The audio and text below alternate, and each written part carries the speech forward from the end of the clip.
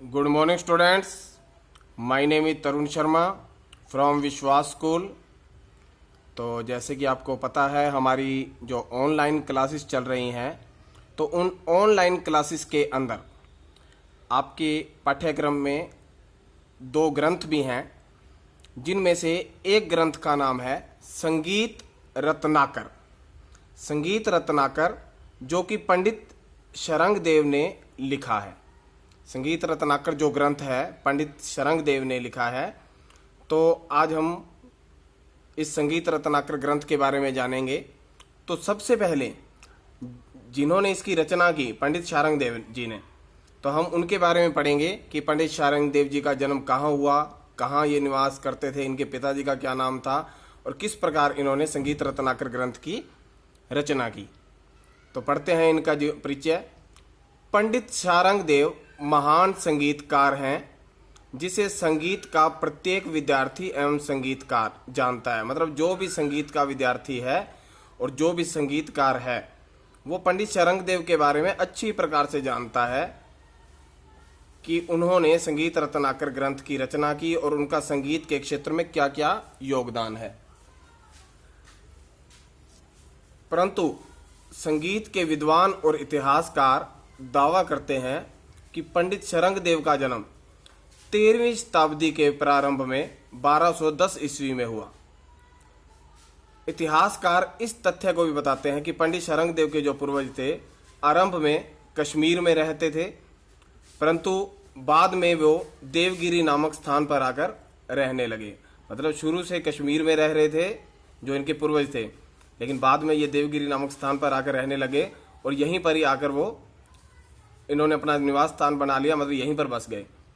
पंडित शरंग देव के पिता का नाम पंडित सोडल था, जो कि संस्कृत भाषा के विद्वान होने के साथ साथ संगीत के भी अच्छे ज्ञाता थे। मतलब इनके जो पिता थे पंडित सोडल, उन्हें संस्कृत भाषा का भी ज्ञान था और उसके साथ साथ उन्हें संगीत के बारे में भी अच्छी जानकारी थी। पंडित शरंग देव के जन्म के समय, जब पंडित शरंग देव का जन्म हुआ, तो पंडित सोडल जो कि इनके पिताजी थे देवगिरी के राजा मिल्लब के दरबार में उच्च कर्मचारी थे। पंडित सोडल अत्यंत बुद्धिमान एवं विनम्र व्यक्ति के धनी थे। मतलब बहुत ही कोमल स्वभाव के थे, बहुत ही बुद्धिमान थे। परिणाम स्वरूप जो ये गुण थे बुद्धिमानी और विनम्रता वाले, ये सभी के सभी गुण पंडित शरंग देव को अपने जन्म के साथ ही मिले और उन्हें भी अपने पिता के समान सभी से प्रेम और सत्कार मिला। सत्कार मतलब आदर। पंडित शरंग देव ने अपनी आरंभिक शिक्षा, मतलब जो शुरुआती शिक्षा थी, अपने पिता सोडल से ली। जो इनकी संगीत की शिक्षा थी इन्होंने अपने पिता से ली। इनके पिता का नाम था पंडित सोडल।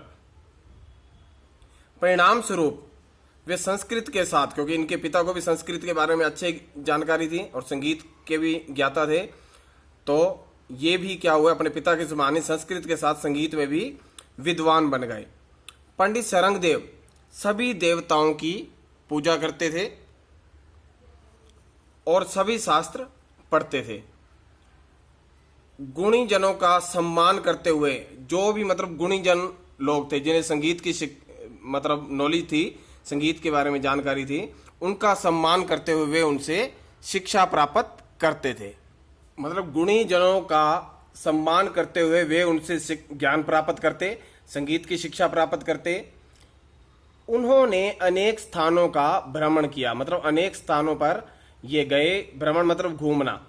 और अनेक बुद्धिजीवों से मिले। बुद्धिजीवों मतलब जिन्हें संगीत के बारे में अच्छी जानकारी थी, उनसे ये मिले और इस प्रकार उन्होंने संगीत रत्नाकर नामक ग्रंथ की रचना की। मतलब जो कुछ इन्होंने अपने गुरुजनों से सीखा, गुणीजनों से सीखा, अलग अलग स्थानों पर जाकर भ्रमण किया, वहां से इन्होंने जो कुछ भी सीखा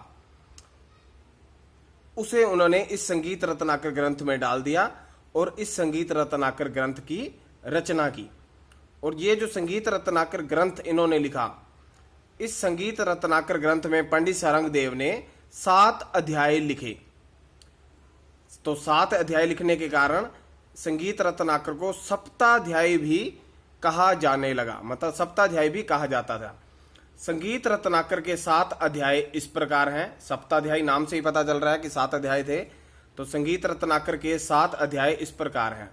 सबसे पहला है स्वराध्याय, दूसरा है राग विवेकाध्याय, तीसरा है प्रकीर्ण्या, ये प्रकीर्ण्य अध्याय, चौथा है प्रभादा अध्याय, पांचवा है तालाध्याय, छठा वाद्याध्याय, यहां इसको व्यय कर लेंगे, वाद्याध्याय, और सातवां है नृत्य अध्याय।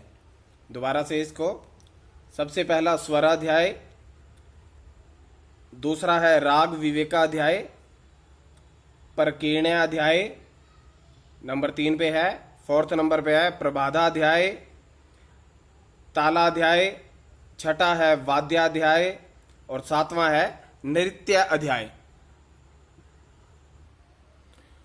पंडित सारंगदेव ने संगीत रत्नाकर में महामुनि भरत, जो इन्होंने ये संगीत रत्नाकर ये ग्रंथ लिखा पंडित सारंगदेव ने, इसमें महामुनि भरत, मतंग मुनि और नारद मुनि, इन संगीतकारों का वर्णन स्पष्ट रूप से किया है। क्योंकि संगीत रत्नाकर जैसे बताया गया था कि उन्होंने भ्रमण किया, तो भ्रमण करते वो उन्होंने महामुनि भरत, मतंग मुनि और नारद मुनि, इनसे कुछ गुण प्राप्त किए, और उन गुणों का वर्णन, जो कुछ इन्होंने उनसे सीखा, उसका वर्णन संगीत रत्नाकर ग्रंथ में इन्होंने स्पष्ट रूप से किया है। और बताया भी है कि ये गुण उन्होंने कहाँ से लिए। इन संगीतकारों का वर्णन उन्होंने संगीत रत्नाकर ग्रंथ में किया, और इन संगीतकारों को अपना रोल मॉडल मानते हुए, कि इनको रोल मॉडल मतलब अपना आदर्श मानते हुए, संगीत रत्नाकर ग्रंथ की रचना की, जो संस्कृत भाषा में था। संस्कृत भाषा में होने के साथ साथ पूर्णतः मतलब पूर्ण रूप से संगीत का ग्रंथ था, मतलब संगीतबद्ध था ये ग्रंथ संगीत रत्नाकर। पंडित सारंगदेव ने अपने ग्रंथ में श्लोकों का प्रयोग भरपूर रूप से किया, मतलब जो इन्होंने ग्रंथ लिखा संगीत रत्नाकर, उसमें श्लोकों का भी बहुत प्रयोग किया, और संगीत की परिभाषा देते हुए उन्होंने सर्वप्रथम मतलब सबसे पहले, गायन वादन नृत्यम ग्रंथ संगीत मुच्यते, अर्थात इसका मीनिंग है कि गायन मतलब गाना, वादन मतलब बजाना, और नृत्य मतलब नाचना। गायन, वादन और नृत्य, जैसे कि आपको संगीत की परिभाषा बताई गई है शुरू में ही कि गाना, बजाना और नाचना, इन तीनों का जो मिला जुला रूप है वो संगीत कहलाता है। और यही संगीत रत्नाकर ग्रंथ में पंडित सारंगदेव जी ने बताया है कि गायन, वादन और नृत्य तीनों के समावेश से ही संगीत का निर्माण होता है। समावेश मतलब मिलन से ही, इनका आपस में जब मिलन हो जाता है गायन, वादन और नृत्य का, तो संगीत का निर्माण होता है। और पंडित सारंगदेव ने संगीत के 2 प्रकार बताए हैं, एक तो है मार्गी संगीत और दूसरा है देसी संगीत। अब मार्गी संगीत क्या होता है, देसी संगीत क्या होता है, ये भी हम पढ़ेंगे इसके बीच में।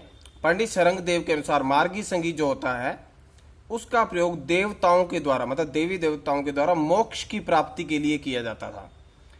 मार्गी संगीत का प्रयोग केवल देवता ही करते थे, देवी देवता, मोक्ष की प्राप्ति के लिए। और दूसरा है जो देसी संगीत, देसी संगीत का प्रयोग जनसाधारण का मतलब होता है आम लोगों के द्वारा अपने आसपास के वातावरण, मतलब जो उनका इन्वायरमेंट होता था, वातावरण, भाषा, जो उनकी भाषा होती थी, रूढ़ियों मतलब जो उनका धर्म होता था, उसके आधार पर ही इस संगीत की रचना की जाती थी। तो देसी संगीत, मार्गी संगीत जो है देवताओं द्वारा मोक्ष प्राप्ति के लिए किया जाता था, और देसी संगीत का प्रयोग जो आम लोग होते थे उनके द्वारा अपने आसपास का वातावरण, जो उनका एनवायरनमेंट होता था, उनकी जो भाषा होती थी और उनका जो रूढ़ियां मतलब जो उनकी संस्कृति होती थी, उसके आधार पर ही इस देसी संगीत का प्रयोग किया जाता था। तो आज के लिए हम इतना ही पढ़ेंगे। Thank you.